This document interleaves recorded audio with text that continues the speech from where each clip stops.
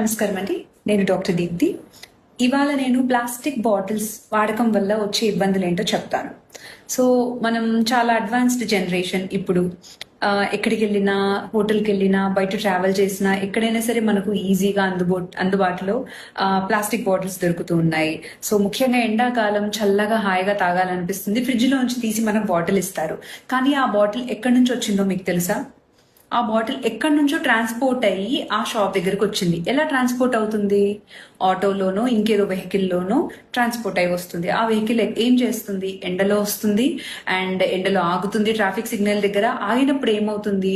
ఆ ఎండ వల్ల ఎంతో కొంత ప్లాస్టిక్ అనేది కరిగి ఆ లిక్విడ్ లో చేరుతుంది, అంటే వాటర్ లో చేరుతుంది, కూల్ డ్రింక్స్ లో కూడా చేరుతుంది. సో వాటర్ లో చేరినప్పుడు ఏమవుతుందంటే ఆ నీళ్లు మనం తాగినప్పుడు అప్పటికి చల్లగా హాయిగా అనిపించవచ్చు. కానీ ఆ నీళ్లలో ఎన్నో మైక్రో ప్లాస్టిక్స్, నానో ప్లాస్టిక్స్ అని చిన్న చిన్న మన కంటికి కనపడినంత డేంజరస్ ప్లాస్టిక్స్ అనేవి వాటిలో ఎంటర్ అవుతాయి. అవి వాటి ద్వారా మన బాడీలోకి ఎంటర్ అవుతాయి.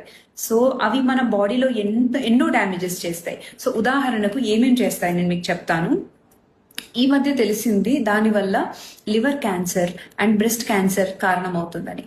అండ్ సంతానలేమి చూస్తున్నారుగా, ఇంతకుముందు జనరేషన్ కంటే ఇప్పుడు జనరేషన్ కి పిల్లలు చాలా తక్కువగా పుడుతున్నారు. మనకు తెలిసిన వాళ్ళలోనే ఎంతో మందికి సంతానలేమి ఉంది. దానికి కారణం ఏంటంటే ఆడవాళ్ళలో